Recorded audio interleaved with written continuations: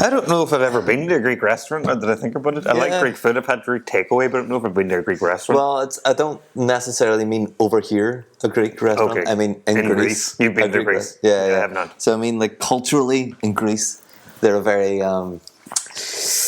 generous and sort of very welcoming people. So like you go into the tavernas over there and the restaurants, and you sit and you'll have the food, and then at the end of the meal, they'll either they'll loads of times they'll bring you out like either a free dessert or like a plate of fruit or free shots of raki or rachi they called it, because I was in Crete. Oh, lovely.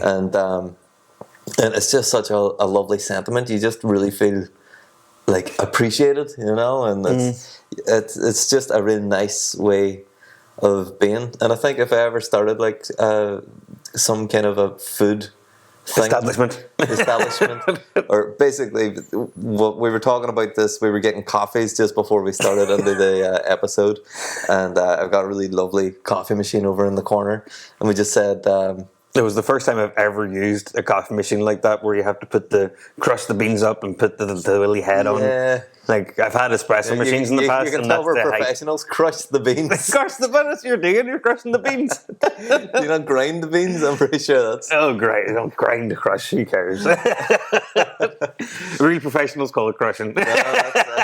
You're crushing this coffee thing, man. You're crushing it. The one thing from the Minecraft movie I went to see with the kids the other night, the one thing that's that's been in my head this whole time is at one point Jack Black says that about these villagers like eating bread, and he's like, they love crushing loaf, and for some reason that's just hilarious in my head, and it keeps there. Nothing else it has really stayed there properly, but crushing loaf really has.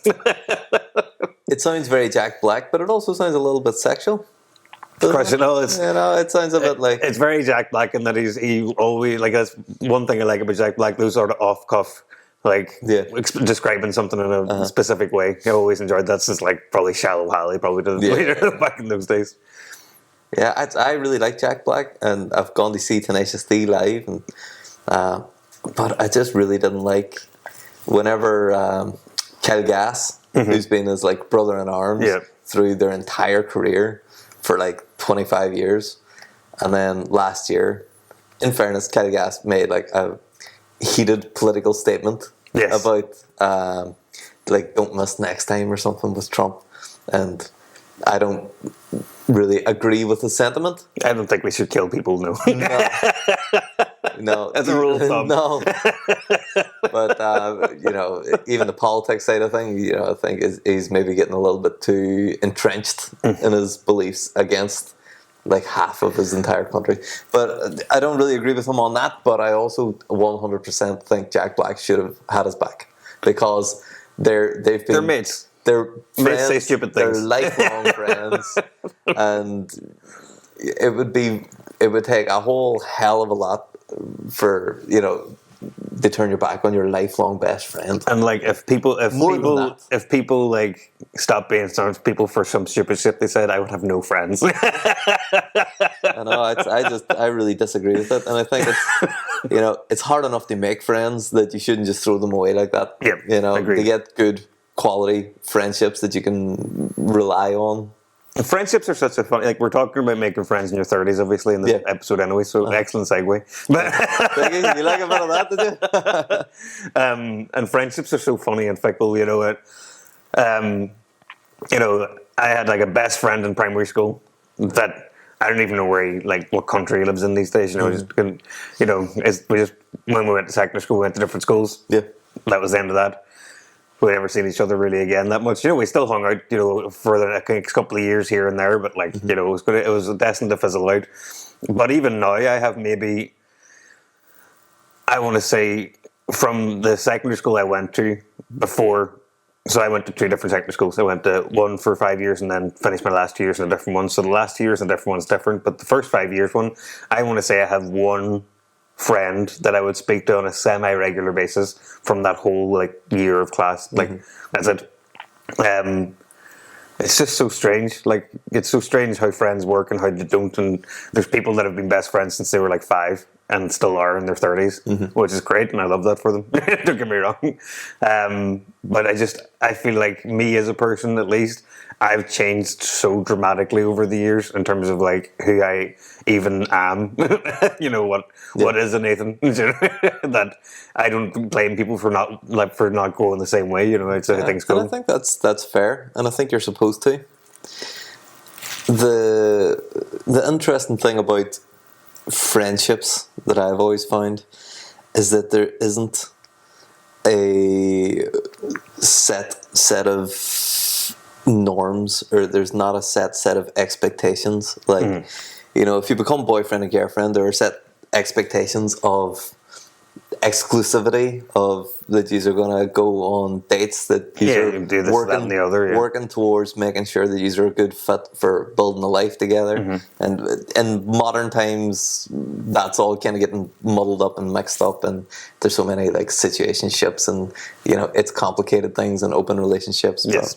But I don't necessarily see that many people very happy in a lot of those things. I think it works for some people, but for the majority of people, I think you got to be in a very specific. There's ebbs and flows. And I semi disagree with the free for all that a friendship is 100% always. And there's a lot of people who have really problematic friendships with people where they're being taken advantage of, or you know, friendships can be just as problematic as bad relationships, really, you know. Oh yeah, 100%. That's not what I mean by there is no expectations. What I mean by that is that in a relationship, you know, like boyfriend girlfriend relationship, husband wife relationship, there is a set. We are now boyfriend girlfriend. This comes with a set of rules. You're going to spend your life together as the idea. But then, if you decide that you're not happy with that, then there is a set end as well. You know, so you start becoming boyfriend girlfriend. You also end becoming boyfriend and girlfriend, and go to not being boyfriend girlfriend. Friendships can be a bit more ephemeral, you know. So it's not really like you just, when you're like 4, you're like, do you want to be my friend? Yeah. But when you're an adult, you don't get that. You're around someone so much, and you get to know them so much, and you say, oh yeah, well, I'm doing this here, you want to come? I would not be averse. Slowly become. And I can't stress this enough, and I'm not exactly looking for friends at this point in my life. And I don't mean that as in, you know, I hate people and I don't want to talk to people. I love having social interactions. I just have, you know, I have enough friends. I feel comfortable with my friendship levels, but I'm not averse to having another one. I'm just not looking for one. Does that make sense? I'm not like putting myself out there to try and find a friend. Yeah. But I wouldn't be averse to somebody coming up to me and just saying, hey, do you want to be my friend? I'd be like, I'll give it a go.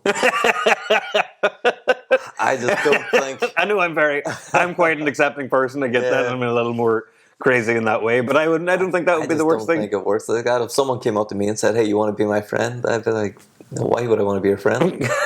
And if they turn around and say, well, we got loads of similar interests, I'm really into open a dialogue, heavy metal music and guitars, and we live in the same area, and you know, I want to go out and do this, and you know, I'm a really good cook. I'd be like, yeah, all right. You see, it would work. But I seen a statistic. People did some kind of study on when you go through the stages of stranger to acquaintance to friendship to close friendship, and it's, you know, they say you got to spend like 150 hours around someone to become a friend. Somewhere around that neck of the woods, like 150 hours. See, this is science again. It's not vibes at all. I feel like I've become friends with people in like 20 minutes. For sure.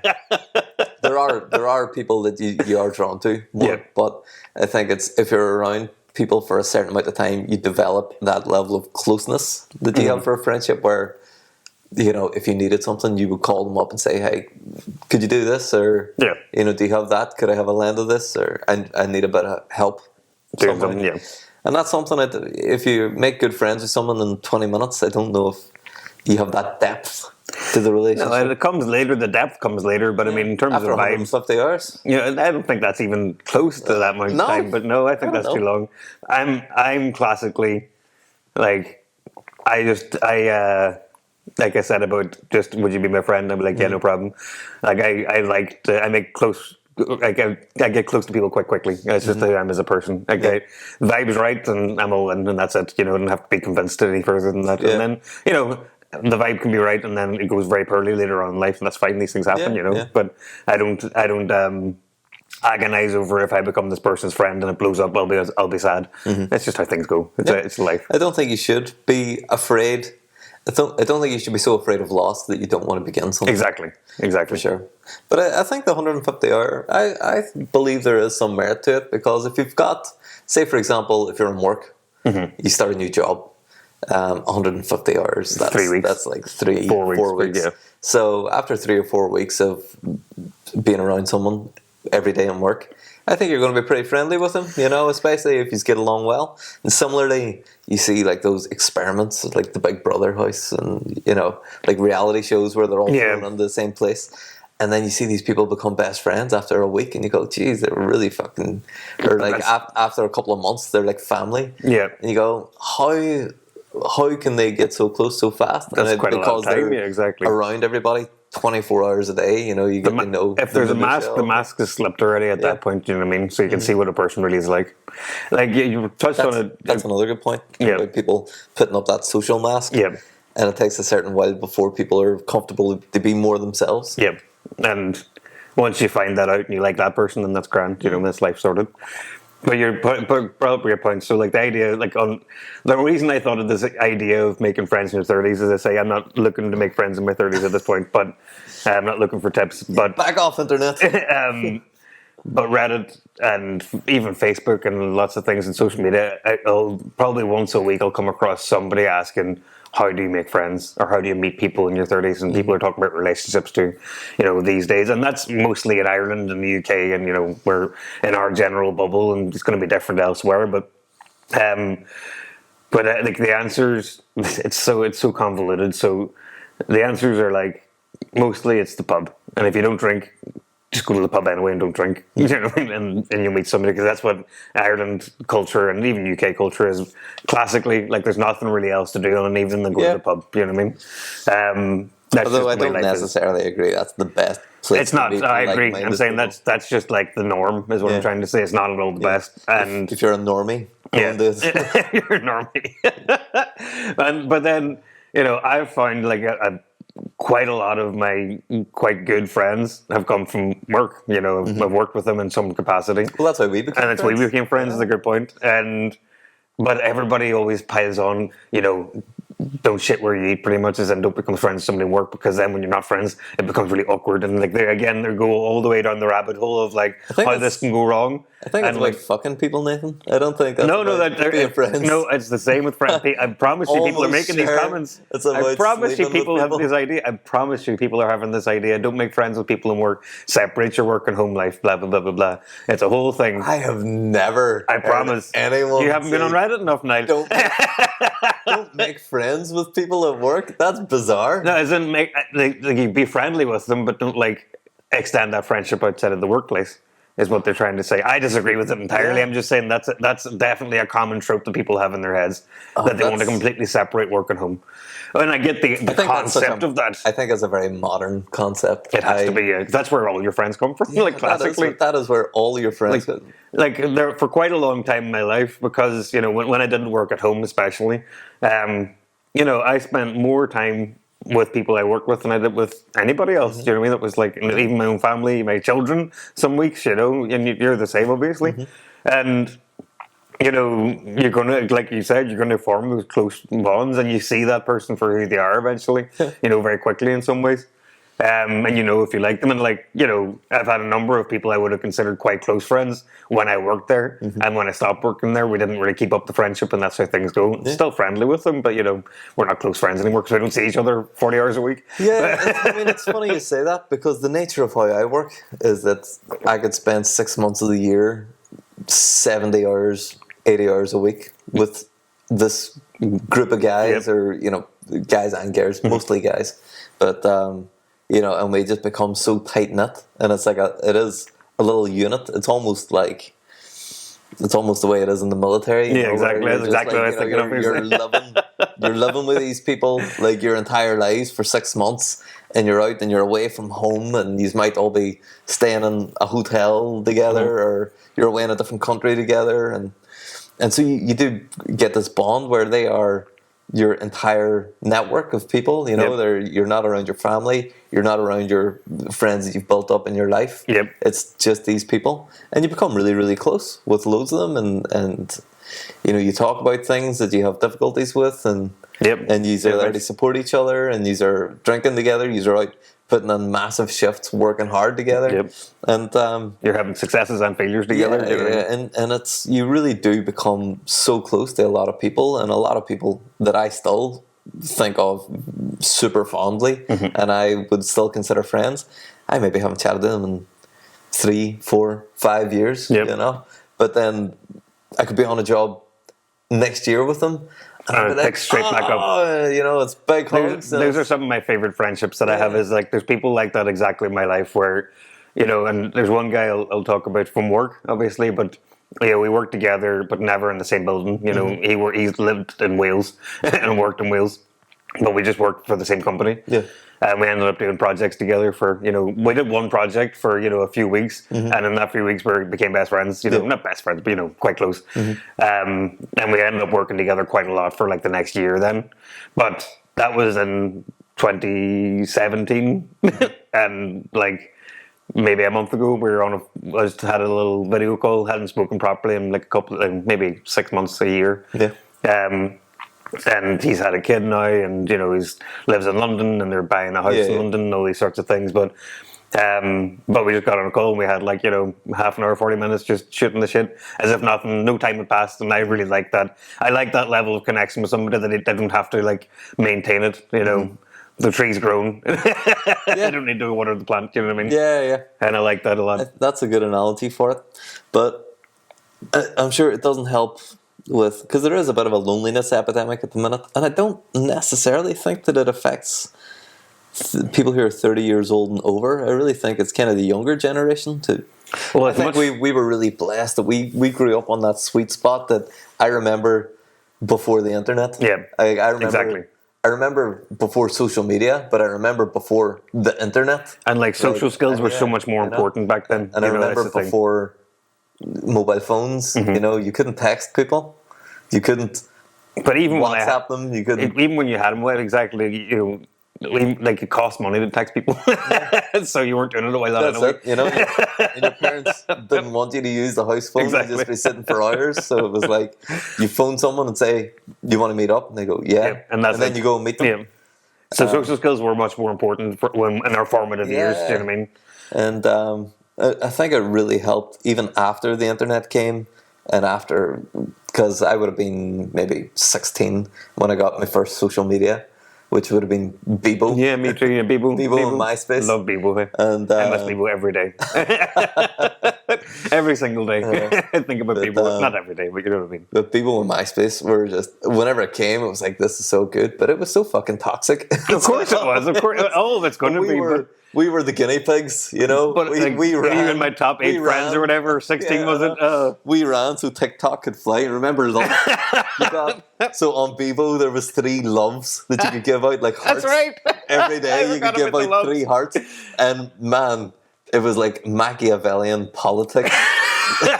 But the sheer joy of receiving somebody else's for like one love that they could give out. Oh man, that's it. That was peak. But social media. Was proper popularity contest. I know these days it's like a popularity contest for like likes and shares. But the thing is, back then it was microcosms. But I'm saying it was a popularity contest, and really specifically the people you knew. It was not about, you know, you're trying to get the world to find out about you. It really was like, here's your friend group, and that's fucking it. So you know, you're dealing with friend politics inside your circle. And like TikTok now is so global. It's not hyper localized at all. And like Instagram's even the same to an extent. Yeah, I don't think anybody really puts things on Instagram for their friends and family to see. Or the people in their community. That's pretty much all I do personally, because I'm still living in Bebo days. But like, you know, the general use of it is, you know, you're right. But I think it is to kind of be a part of like a global community of like-minded people, which is a good thing for finding your tribe. But also, if that's the only people that you're really interacting with, you're not going to have a close friendship group that you can go and be in real life, tangibly with people and connecting. Yep. You know, it's good.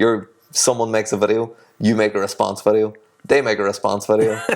You send them a text message or a DM. A DM, yeah. Doc Martin. Oh man, I feel so old. It was like, oh, what do you call those text messages you do on the internet? But when people say DMs, like because of just, and I don't think ever in my life owned a pair of Doc Martens, but everybody else did. Like you would have had multiple. Yeah. But I'll never think of anything but Doc Martin when somebody says DM because that's all it was. It's just the only way it goes in my head. I can't think of what was a direct message. Like direct message. He would say, "Send me a direct message." Yeah. Like you're shortening something that you wouldn't say. Yeah, it's a weird one. But yeah, so we talked about like pretty much most of the friends you're going to make are at work. Now that isn't really helpful to people who work remotely, like me. You know, I don't work with anybody within a 100-mile vicinity. and that's being really gracious. It's really in terms of directly working on a regular basis. Like I don't work with anybody in Europe, so you know I can't really make a friend and work and like be a friend like in day-to-day life. You know, without it being long distance, so to speak. Yeah, but yeah, like there, like the thing is that. When I see these posts, I start to think about, you know, let's just think about some of the more recent friends that I've made in my life. You know, how did I make them? Yeah. Generally, it's like it was a friend of another friend and we just ended up hanging out. Do you know what I mean? And then we became friends. And that's just that's the most general way, like hanging out with your friends and they hang out with their friends and then you all become sort of friends in some way. And you make your own little splinter off sort of friendship based on, you know, and like an interest that I might share with one of your friends that you don't, and therefore, you know, so on and so forth. But like the thing I think about the most though is that there really is no like, there's no magic button. There's no like situation to put yourself in where you're just going to make a friend. And really, like just like you said before about do you want to be my friend, really it is about putting yourself out there. Like that's the thing, is that it's just taking mad risks for the crack. So the most recent friend that I made outside of like generic norms, I was at a big wrestling show in London, right? So in Wembley Stadium, so like 80,000 people there, right? So the size of the crowd becomes, you're not going to make a friend there, you know, realistically. But I was just waiting in line for a drink, and there's a guy in front of me who had like half a head of hair, like a half row, so to speak. And like we're both at a wrestling show, so we're both like wrestling. So I know I have something in common with this guy. But I was just like, yeah, you know what? I wasn't even drunk. I was just like, that's a really cool haircut. And it was like, I'm not even being like, it was a really cool haircut. Like he was rocking that. It sounds mad, but he was making it work. And you know, remember you showed me this guy is like a rapper. You showed me some of his videos, and he's like, again. So then there's another element of like what we have in common with like creating music. But we were just chatting for maybe like 15 minutes in the line because it was a big line. We got each other's Instagrams, you know, and that was it. You know, now he came over to Ireland, you know, because he lives in London. He came over here. We went to like Giant's Causeway together, and I went over there and met him a couple of times, you know, and back and forth. You know, he came to Thanksgiving last year, you know, in our house. You know, that's nice, man. That's super wholesome. I like that. But it's just, I just took I'm just going to chat to this guy, and that's just like that's how things go. Do you know what I mean? It's weird because among like my wife and some of her family now, they think that I'm this real outgoing guy that I would like talk to a post, and I'm very introverted. You know, if you get me in big groups, I'll just sit silent there. You know, and I'm the same as you though. I don't like being in big crowds. One-on-one, I'm great. But big crowds, I'm not. But then, you know, if I'm out on a night out or something, or if we're just going on, you know, a bit of like an adventure night, I suppose I would call it, then I open up to just going and just striking up conversations with random people. But because I'm willing to do that, you know, I'll be out in a bar and they'll turn around and I'll be off chatting to some random crowd of people, or, you know, we're sitting on the train. The next thing I'm doing with this couple in their 60s, sitting chatting about, oh, where are you from? Oh, I'm over from Ireland. So then now they think, oh, Niall's really outgoing and extroverted.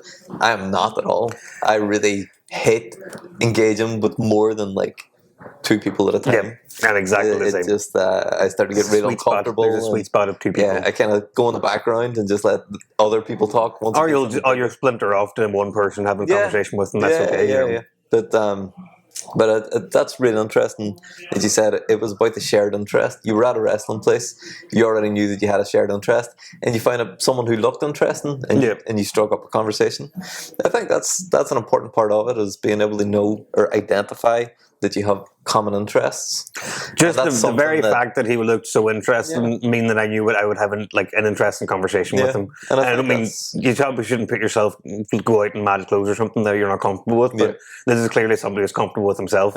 And like I identify with that. I'm very comfortable in who I am at this point in life. I think that's a super secret weapon, is they just go out in something a little bit unusual. Like even last week we were out in the sun.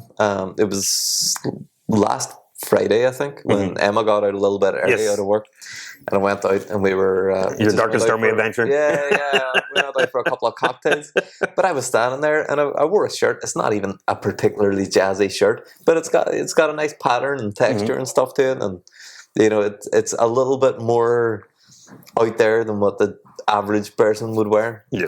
And this guy comes walking past and he looks and goes, "Love that shirt, man," and he like starts like touching petting my arm, just walking past. I was like, "Oh, thank you, bro." Emma just starts laughing at me. And like I have a couple of highly specific wrestling shirts, as in like you wouldn't know it's a wrestling shirt unless you very very specifically knew about this one like highly specific part of wrestling. And like when I wear them to the gym and stuff, there's always going to be one person who could like love that and just walk away. It's just that's just the way things go. Well, I like that with like anime and stuff. If I see someone in there wearing like not a specific anime top, but maybe it's got a logo of something from that anime, or it's got where it's not overly crazy. It's just like a subtle nod that you can go, I know what that is. And then you're like, that's one of my guys, or that's one of my people. But and then it's the same with like heavy metal and stuff like that. But finding people that you have common ground with, I think that gets harder as you get older, because you're not. I feel like you go to less events. You know, your life gets so tied up in either you're saving up money, or you're working all the time, or you're building a career, or you're raising a family, or you've got these important things that you've kind of already started when you were younger, and now you're in the thick of it. Yeah. And I think whenever you get to like 50, 60 and you've kind of completed most of what you want to do, you kind of start making a lot more friends and going out and, doing fucking pottery class or whatever. Whatever, people do. Well, that's going to theatres. That's the other classic thing, is like, just like you said, like-minded people. Going to classes like pottery class, whatever. Yeah. Now I would love to go to a pottery class. Yeah. I'm bad with my hands, but I would still give it a go, but like there's a joke in there somewhere. But we'll do that. But like that's a classic way to make friends. You're going to make a friend if you go to because you're spending a certain amount of time with them in the while you're in this class together. You're doing this. You can talk. You have something to talk about at least to start the conversation and move forward. But like, I think it's a fallacy that you're saying it's hard to find people with shared interests, because I as a more outgoing person as I am, and I don't mean that as in I'm mad extroverted or anything, I'm not out there going crazy, but I'll strike up conversations with people, and I'll not get deep very quickly, but I'll ask interesting questions because I'm interested, you know what I mean, and what they have to say. But I don't think there's a single person that I've ever talked to for any length of time, more than like a 5-minute conversation, that I haven't found some sort of shared interest in. As in something that, there's always going to be something that connects you with any other person in the world, no matter where they're from or what they do, as long as you speak the same language or you can force through it. I think you're always going to find that, as long as you're asking the right questions. Yeah, I think that's a good point. And maybe a lot of people, if anybody listens to this and they are, because as I say about the loneliness thing, and even though we kind of made this episode about like making friends when you're over 30, I really think that a lot of younger people are having more trouble than what a lot of people our age are now. And we just like you talked about, I think there's a lack of social skills that happen outside of school So you have to have your social skills in school to an extent, Yeah. because you're forced to in some ways because you're spending all that time with these people. But once they leave school, they're not going out. Like, again, back in our day, so to speak, I would have left the house on a Friday evening at 15, like 15 years old, left the house at a Friday evening, went straight up the walls with absolutely no plans, like absolutely nobody had planned to meet there. Nobody had, I'd like said, hey, let's meet at 7 o'clock at this exact place. I would have just wandered up there, and there would have been another like 100 people that did the same thing, and we all just congregated together and just you knew most of them, and you met the other ones by proxy. Yeah, It was like it's a really it was a good point. lovely and it was crazy and it was wild, and I wouldn't want my children to do this to be clear, but in its own way it was a lovely way to live, of like, just I can just go to this place and I know that I've got friends there. It was nice. It was a nice thing to have. And that's something that maybe I do miss, actually, is that the community that we had growing up whenever we were teenagers, and that's kind of what I'm trying to start with this these under 18s gigs that I'm putting on, looking forward to just to have something for my daughter, your son, and, like the younger teenagers coming up now, to sort of give them some semblance of what we had growing up. Maybe not as much madness as what we had growing up, but that they have somewhere that they can congregate and meet like-minded people. But even whenever we became adults, there was a couple of bars, like our local bars, that were you could really go to. And I used to go there all the time without making any plans, just meet people up there and just have a good time. Like, and back in the day, we don't have that now. The Bound for Boston. You could just go to the Bound for Boston on Friday night, and you know you're going to meet a couple people there.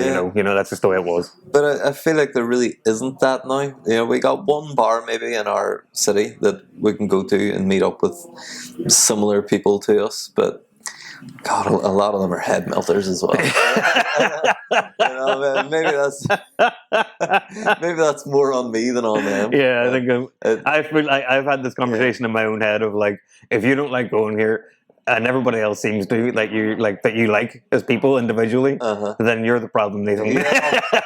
And I think I might be the problem for sure. But it is just like you said before, it's really about that. Now there's 30 people there that you're friendly with and want to talk to you in some respect, and that's too many people. Like 1 or 2 grand. 30 too many. Can't handle that. There's too many expectations involved, and you feel bad for like not speaking to one person, and that's a whole. I do all this crap in my head. I think maybe as you get older, you become less of a social butterfly, and you focus more on quality friendships than quantity friendships. So instead of going to a bar that's full of similar people that you can bounce around everyone, maybe now it's like having a small night with people, and I don't really think that there is a lot of that. Yeah, what did you say, D&D? I said that's the ideal. Oh, that's the ideal. We have played D&D together. we have played D&D, and it was a terrible experience. It was. I'm not good at that. That's one of those weird things. You guys screwed me, because I was like, oh yeah, we're going to start up Dungeons and Dragons. We'll do like a game night. Then because no one else wanted to do it, I had to be dungeon master, and I had to read ahead of all you guys and have a couple of hours worth of playtime. And then you guys went completely off script. Said, no, we've been employed to do a job. We're going to do our job. We're not going to get sidetracked with all this adventuring. Let's just go to the fucking village and deliver our goods. Completely screwed me. It's one of those where I've had so many friends over the years, and still do, obviously, like that really like Dungeons and Dragons, and just I've never been able to like. It's not that I don't like. I see the cultural significance and I get the appeal. I'm just really personally bad at it for some reason. As a creative person, like for some reason, like, and I love writing. I love imagining, and I love creating, but I just cannot get into it. I just can't. I don't know what it is about me. I don't know. I don't understand it. Like one thing. I mean, I like the idea of it, but like Baldur's Gate 3, the video game, where it kind of already has all of the rules baked into it, and it says you can do what you can do and you can't do what you can't do. I think that makes it a lot easier. The entry point is a lot lower than having to read textbook manuals on how to do the thing. I think that I'm just not big into adventure at the same time. Like, I'm quite a mundane person at my core, realistically. Like, I know it sounds silly, but like, what I really want to do this week is like read a few books and have have a wee drink and have a rest. Like I think that's fair. if I was given the option to go on a big adventure this week or do that, I'd probably choose the rest. But there is also a community for that. There are people who'd be quite happy to just sit around together and read books and have a drink. Like the bed and breakfast of some Dungeons and Dragons. Yeah. Like the people who play cozy games, Animal Crossing, I enjoy a cozy game. Yeah. I enjoy cozy games. That Stardew Valley. Stardew Valley's great. I prefer Animal Crossing, but I'm ingrained in Animal Crossing since I was younger. Like in 3DS, I was playing on GameCube. I was playing Animal Crossing actually. I've always been like the lore and everything of Animal Crossing and big into that, and less so now. I don't know what the lore of Animal Crossing is. Well, there isn't really lore, but there was this one very specific like fan fiction story, which was like I want to say like almost novel size that I read like 15 years ago. What? Where like it almost became like a horror movie situation, but it's absurd. I'm not going to go into it, but it's like Tom Nook is like evil, and he kidnaps you in this island and forces you to work. But there was a lot more nuance to it that was just like over, and I don't even know if I can find it now because I think it was just random fan fiction. Yeah. Speaking of AO3, have you heard of this? This is something I've come across only this week, but apparently it's quite big. So I've seen it like people say like, oh, AO3 or whatever, and I'm like, I'm just going to ignore that because I don't know what it means, Right. Sometimes I'm just not curious enough that I'm going to go there. Yeah. I can't remember what it stands for, but it's a fan fiction site. And like, I just went, I'm going to just find out what's going on this, just out of curiosity. Mm-hmm. It's mad. Don't do it. Don't even look. It's all porn. It's mostly porn. Characters and porn. But like, it's just the most, like, who's spending so much time writing porn about these two random characters on this random TV show? Like, it's amazing. I mean, you do you, don't get me wrong, but like, it's just not for me. But is there not, is it 50 Shades of Grey started off as Twilight? Yeah, there's like fiction, and then they changed the names of the people. There's like a diagram of like how the 9/11 caused 50 Shades of Grey, and I'll tell you through it because I think I remember it as like 9/11 happens, which inspires My Chemical Romance. Okay. And whatever, maybe it was one specific song or something, but My Chemical Romance inspires this girl to write Twilight, whoever her name was. Yeah. And then Twilight inspires 50 Shades of Grey. 50 Shades of Grey. So that's how that tumbles down. Okay. I'm going to have to look into that. Yeah, it sounds... It's very much a butterfly wings situation.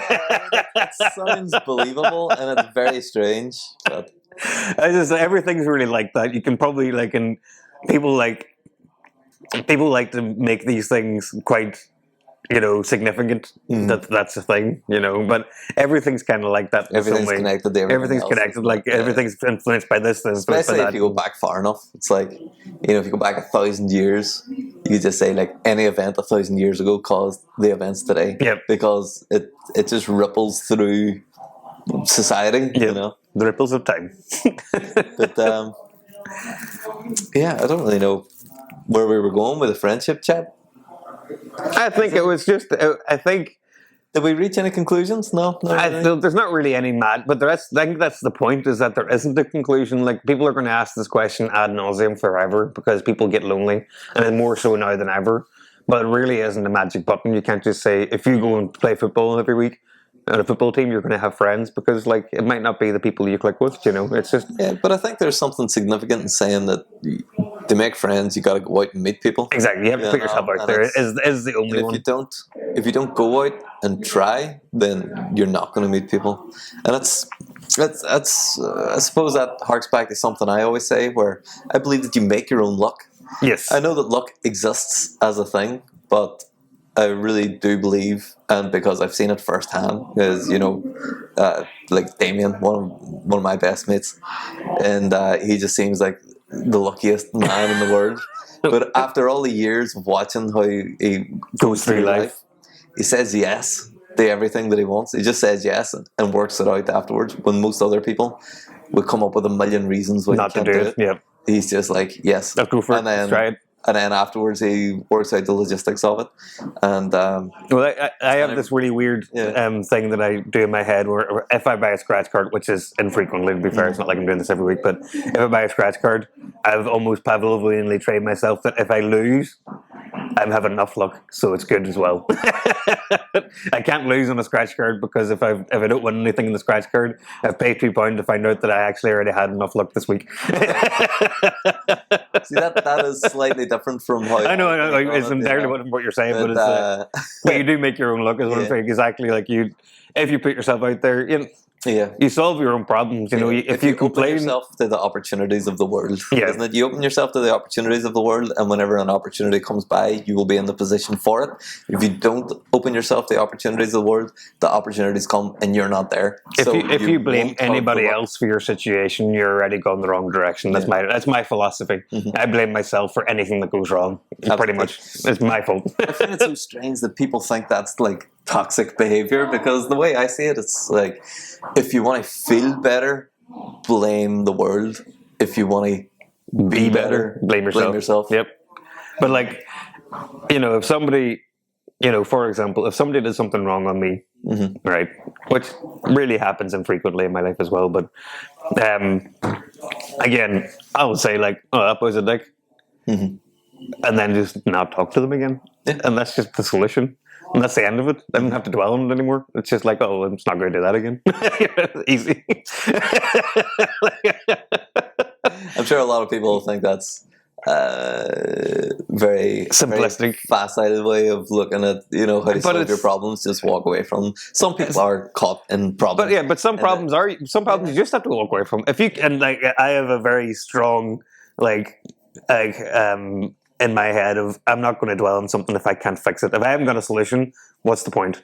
What's the point in thinking about it? Stoicism, baby. I like a bit of stoicism, but sometimes I think it's worth ruminating on things as well, because maybe sometimes you kick it around in your head and you can come to a conclusion. But that's because you're being solution focused. You're not just whinging about it to yourself. That's the difference. I mean, sometimes I do just whinge about things. I know. I can't pretend that I'm not a bit of a complainer. I like to complain. I like a good complaint. But I like to complain, but mostly it's because I've already found a solution in my head, or I've already accepted the reality. You know what I mean? Yeah, I can definitely bitch about things. It doesn't really get me down. That's what I'm trying to say. But sometimes, once it gets to a certain point, I'll catch myself and say, right, do the stoicism thing, or look for a solution, or walk away, or whatever. But and like, it'd be really toxic to only say without context, if you have no friends, it's your fault. Yeah, that's a really toxic thing to say, but it is true, and it's not because you're a bad person or unlikable or smelly or whatever.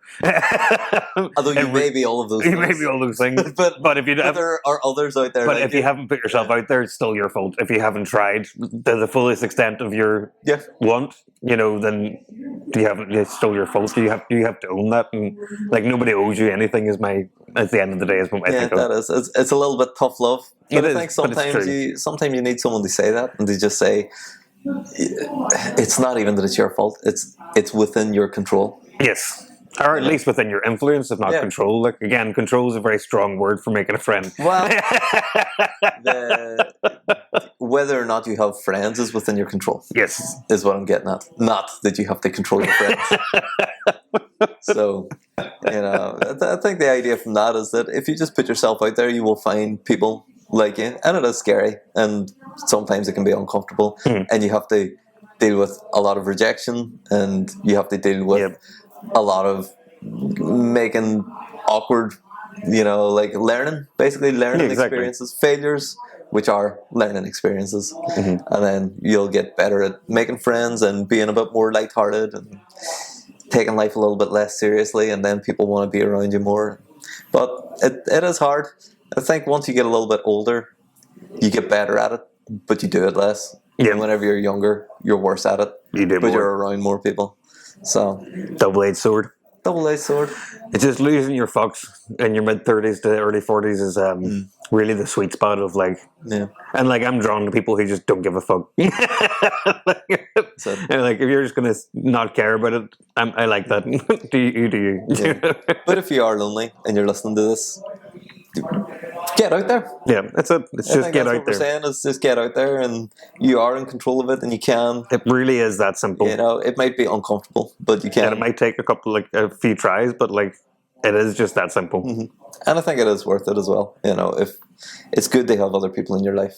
Life It is, of life, course. Essentially, we're all going through life on our own, but it is a shared experience. Yeah, of course. And this is it. Like, it's nice to have people you can rely on. Do you know what I mean? Yeah. That's the bones of it. Even if it's not a relationship, but maybe it's just you have friends and that's it. You're a single person. Cool. You know what I mean? You still have people you can talk to and people you can rely on. And you need that in person. It's the human equivalent of touching grass. Do you know what I mean? You have to have an in person like conversations. You can't just have it all online. Yeah. Well, you can have it all online, but I don't think there's the. I mean, exclusively. Well, people do. A lot of times their entire friendship group are all online, but I think there is a certain tangibility that you can't get online. Yeah. I think it's better to have people that you can just sit with, you know. And the thing is like we talked earlier about the mask slipping off. If it's online, the mask can stay on forever. Yeah.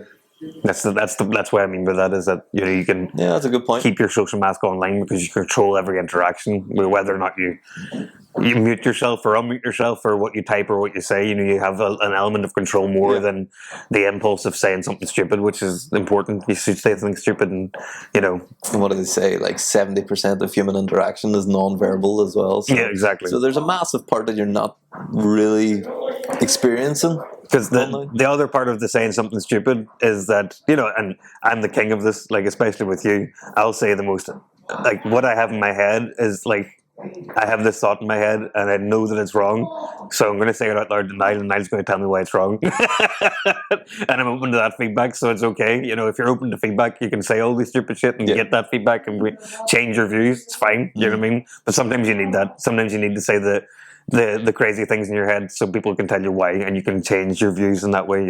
It's important, I think. At least for me, it's very important for me because I need that sort of. There's definitely benefits to having a friendship. Yeah, for sure. Or having a few close friends, a couple of close friends anyway. And if you are struggling, I mean, it's a skill you can learn. You know, you can learn to be a people person. Because I'm not a people person, but I have learned how to do it.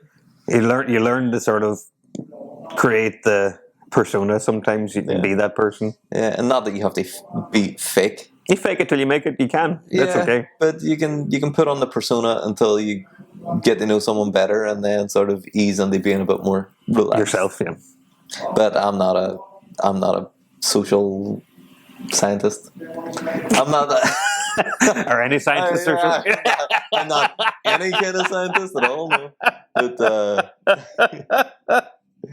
But what I'm getting at is I'm not a psychologist. That's me. I'm not a psychologist. We're just talking about our lived experiences, and that's as far as what we like.